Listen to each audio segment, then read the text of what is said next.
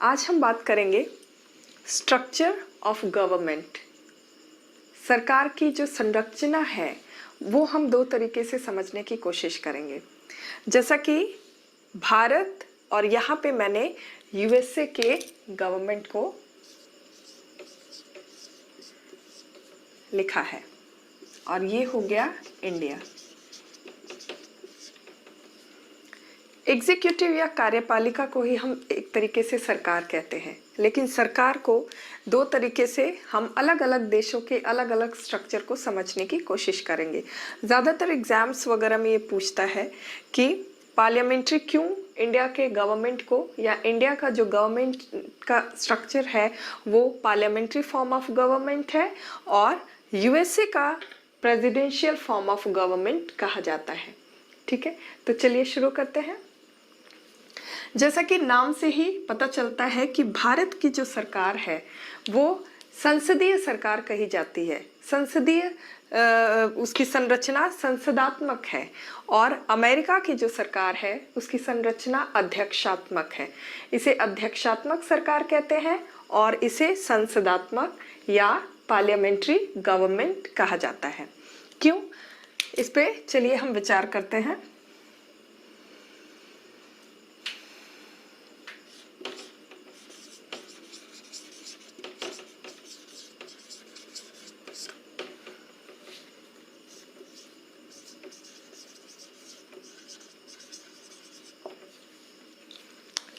Parliament कहा जाता है भारत की संसद को।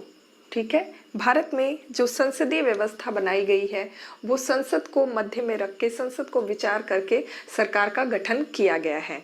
ठीक है, अमेरिका में वहाँ की संसद, जिसे हम भारत में पार्लियामेंट कहते हैं, अमेरिका में वहाँ की संसद को कांग्रेस कहा जाता है।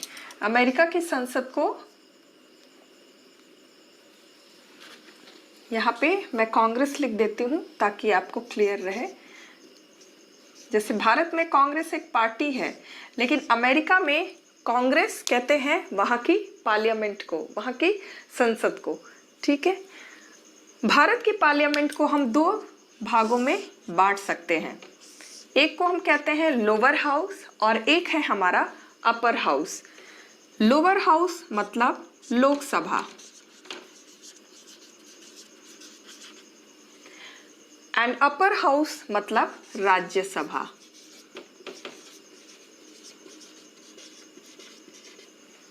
इसको हम कहते हैं अपर हाउस और लोकसभा को कहते हैं लोअर हाउस। ठीक है,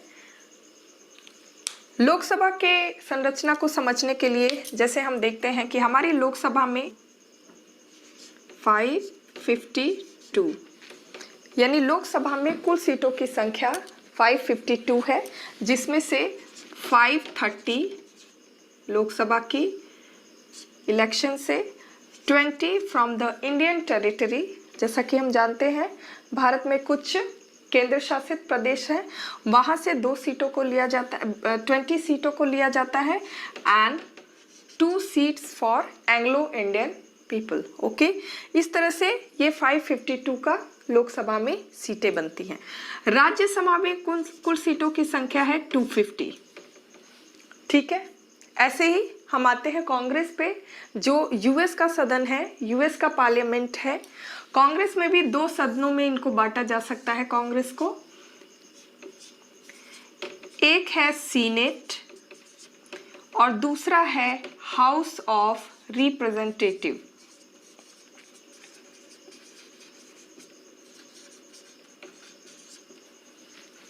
सीनेट की संख्या होती है 100, जो फिक्स है, क्योंकि यहाँ 50 देश हैं, 50 स्टेट हैं और हर स्टेट से 2 मेंबर इलेक्ट होकर के आते हैं, इसलिए सीनेट की कुल संख्या 100 है। और हाउस ऑफ रिप्रेजेंटेटिव में 435 मेंबर हैं। ठीक है, तो ये तो हुआ दोनों देशों के पार्लियामेंट और कांग्रेस के मेंबर्स की, जो जनता द्वारा चुन करके रिप्रेजेंटेटिव ऑफ हाउस आते हैं। अब हम बात करेंगे इनके स्ट्रक्चर की।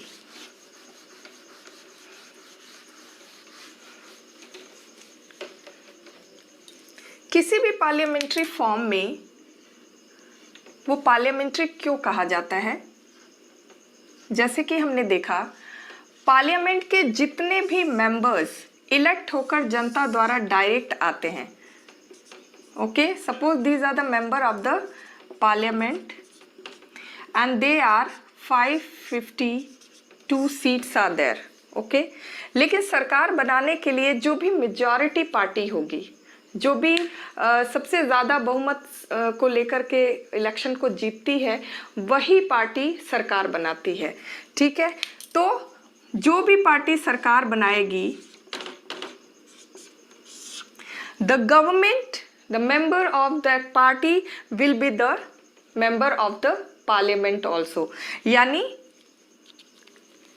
देश के जो प्राइम मिनिस्टर होंगे, उनकी कैबिनेट होगी और उनके काउंसिल ऑफ मिनिस्टर्स होंगे, they will be the member of parliament also. PM, his cabinet and council of ministers,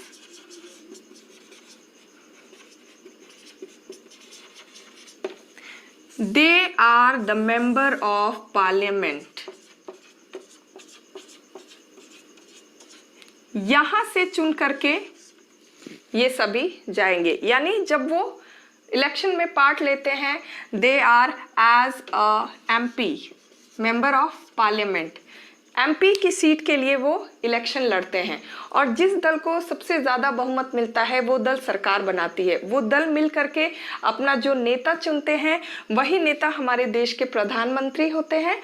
उसके बाद प्रधानमंत्री अपने सदस्यों में से ही अपनी कैबिनेट को सिलेक्ट करते हैं और जितने भी पार्टी सदस्य होते हैं जिनको वो अपने मिनिस्टर्स में शामिल करते हैं, या उस पार्टी के जो विनिंग जो मेंबर्स होते हैं, मेंबर ऑफ पार्लियामेंट होते हैं, एमपीज होते हैं, उन सभी को काउंसिल ऑफ मिनिस्टर कहा जाता है। तो जैसा कि हम देख रहे हैं, ये पूरी गवर्नमेंट का जो स्ट्रक्चर है, जिसमें प्रधानमंत्री हैं, उनकी कैबिनेट है और उनके काउंसिल ऑफ मिनिस्टर्स हैं, they are also the member of parliament also, ठीक है। वो संसद के सदस्य भी हैं। ये सबसे महत्वपूर्ण बात है जो हमको पार्लियामेंट्री फॉर्म ऑफ गवर्नमेंट में याद रखना है।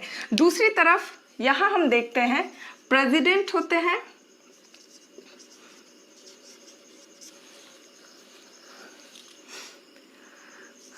उनकी कैबिनेट होती है एंड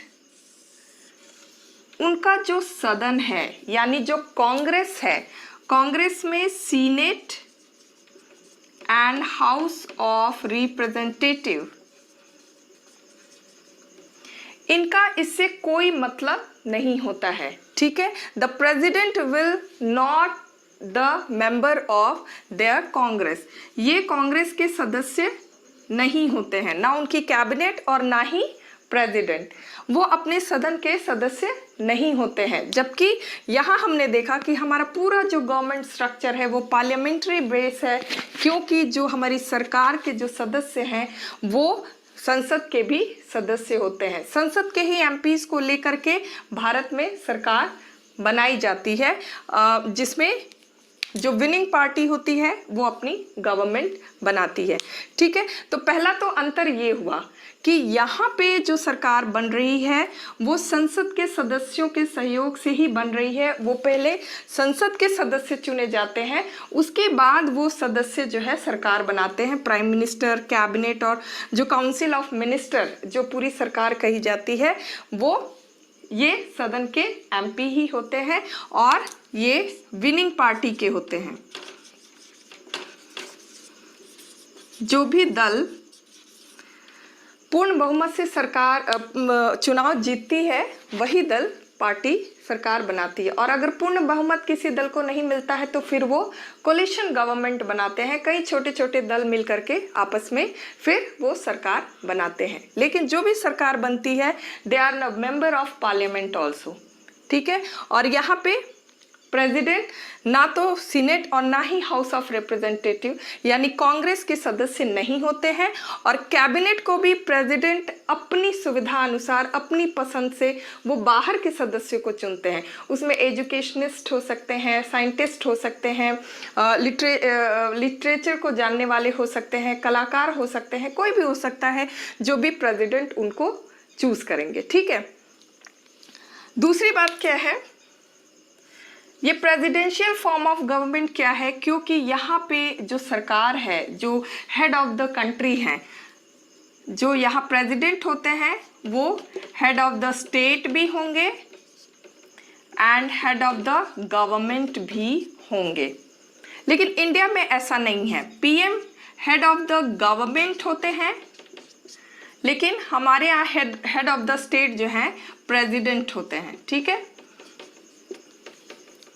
लेकिन क्यों जो है ये एक पार्लियामेंट्री फॉर्म ऑफ गवर्नमेंट है, क्योंकि सरकार का पूरा कार्यकाल ये तब तक डिपेंड करता है जब तक उनकी बहुमत लोकसभा में होती है। They have majority, they have confidence in Lok Sabha. जब तक वो लोकसभा में अपना विश्वास रखते हैं, विश्वास उनको मिलता रहता है, तब तक ही वो सरकार में रहते हैं। इसका क्या मतलब हुआ, if the parliament, if the opposition party and member of other members of parliament अगर नॉन कॉन्फिडेंस बिल लेकर के आते हैं और ये नॉन कॉन्फिडेंस बिल अगर पूर्ण बहुमत से पास हो जाता है तो सरकार को वहाँ पे इस्तीफा देना पड़ेगा, रिजाइन करना पड़ेगा। ठीक है, तो पूरी सरकार का जो जीवन है, जो गवर्नमेंट का जो कार्यकाल है, that is based on the confidence of parliament. संसद के विश्वास पर सरकार का जो है अस्तित्व निर्भर करता है। ठीक है, लेकिन अमेरिका में ऐसा कुछ भी नहीं है। अमेरिका में प्रेसिडेंट का फिक्स टेन्योर होता है 4 ईयर। 4 साल के लिए प्रेसिडेंट जो है अमेरिका के प्रेसिडेंट चुने जाते हैं। इनके टेन्योर में कोई कमी नहीं होगी, ये 4 साल तक चुनने के बाद 4 साल तक राष्ट्रपति अपने देश के रहते हैं। लेकिन यहाँ पे सरकार का कार्यकाल, सरकार का जीवन काल जो है वो निश्चित नहीं है। ऐसे टेन्योर 5 ईयर है, लेकिन अगर सरकार अपना बहुमत खो देती है लोकसभा में, अगर वो अपना कॉन्फिडेंस लोकसभा में खो देती है तो सरकार को इस्तीफा देना पड़ेगा। प्राइम मिनिस्टर को इस्तीफा देना पड़ेगा, मतलब कि पूरी सरकार फिर एग्जिस्ट नहीं करेगी। ठीक है,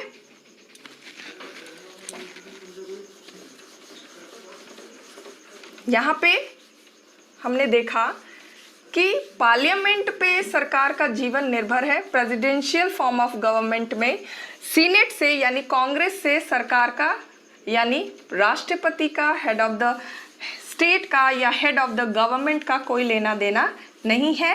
प्रेसिडेंट वहाँ की कांग्रेस के मेंबर नहीं होते हैं, जबकि पार्लियामेंट्री फॉर्म ऑफ गवर्नमेंट में प्राइम मिनिस्टर संसद के सदस्य होते हैं। ठीक है, और अगर कोई ऐसा व्यक्ति प्राइम मिनिस्टर बनाया जाता है तो विद इन 6 मंथ उनको किसी न किसी सदन का, चाहे वो राज्यसभा का सदन हो, राज्यसभा हो या लोकसभा हो, किसी न किसी सदन का उन्हें सदस्य चुना जाना आवश्यक है। So within 6 month he has to be a member of any house, चाहे लोकसभा हो या राज्यसभा हो, उन्हें अपने किसी भी सदन का सदस्य होना अनिवार्य है। ठीक है, लेकिन यहाँ पे ऐसी कोई अनिवार्यता नहीं है, क्योंकि इनका ड्यूरेशन, इनका कार्यकाल जो है वो फिक्स्ड 4 ईयर के लिए फिक्स्ड है। पार्लियामेंट्री फॉर्म ऑफ गवर्नमेंट में president, prime minister, cabinet and council of minister,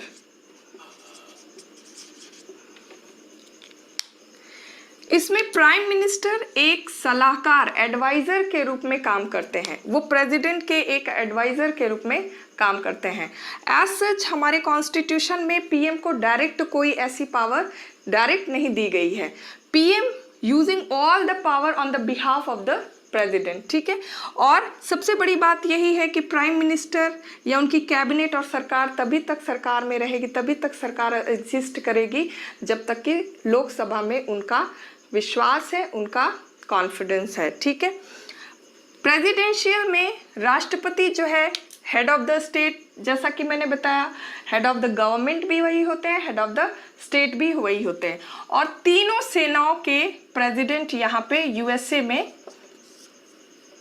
तीनों सेनाओं के प्रमुख भी होते हैं।